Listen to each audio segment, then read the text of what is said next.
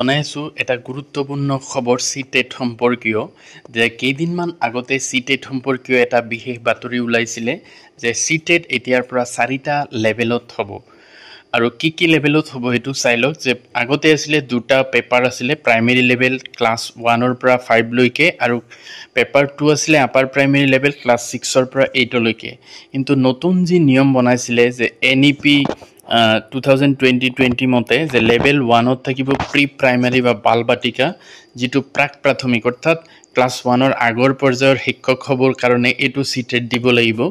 pre primary বা বাল বাটিকা আৰু level 2 আছিলে প্ৰাইমাৰী ক্লাছ 1 ৰ পৰা ক্লাছ 5 লৈকে এটো আৰু এটা সিটেট তাৰ পিছত লেভেল 3 সিটেট আছিলে জুনিয়ৰ যেটো ক্লাছ 6 ৰ পৰা 8 লৈকে আৰু লেভেল 4 আছিলে টিজিটি বা পিজিটি অৰ্থাৎ ট্ৰেইন গ্ৰেজুৱেট টিচাৰ আৰু পোষ্ট গ্ৰেজুৱেট টিচাৰ ক্লাছ 9 ৰ পৰা 12 লৈকে এটো আৰু এটা লেভেলৰ সিটেট আছিল তো এই সিটেট 4টা লেভেলত কেতিয়াৰ পৰা অনুষ্ঠিত হ'ব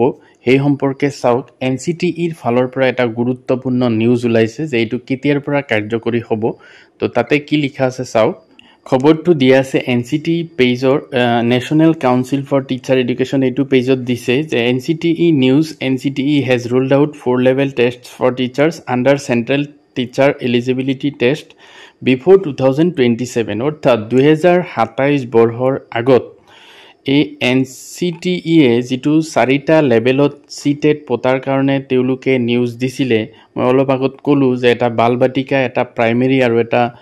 আপাৰ প্ৰাইমাৰী আৰু এটা সেকেন্ডাৰী লেভেলত তো হেইটো 2027 ৰ আগত এটো কাৰ্যকৰী নহয় 2027 ৰ পিছতহে হ'ব পাৰে এটো লেভেলত সিটেট আৰু এটো কোনে কৈছে চাওক professor Pankaj Arora chairperson NCT in an interview with Hindustan Times তো তেও পংকজ আৰোৰা মহোদয়ে এনসিটিৰ যিজন চেয়াৰপাৰসন হয় তেখেতে হিন্দুস্তান টাইমছৰ এটা ইন্টাৰভিউত তেও এটো স্পষ্টীকৰণ দি দিছে যে 2027 ৰ আগত 4টা লেভেলত সিটেট পোৱাটো মানে পতাটো সম্ভৱপৰ নহয় 2027 ৰ পিছতহে পতা হ'ব তো তেওৰ যেটো নিউজ আছে এটো লিংকত আছে হিন্দুস্তান টাইমছত এই খবৰটো দিছে তো এইটো আছিল এটা গুৰুত্বপূৰ্ণ খবৰ যে যিসকল প্ৰাৰ্থীয়ে সিটেটৰ কাৰণে অপেক্ষাত আছিল যে 4টা লেভেলত অনুষ্ঠিত হ'ব তো এইটো 2027 ৰ আগত নহয় 2027 ৰ পিছতহে 4টা লেভেলত অনুষ্ঠিত হ'ব থ্যাংক ইউ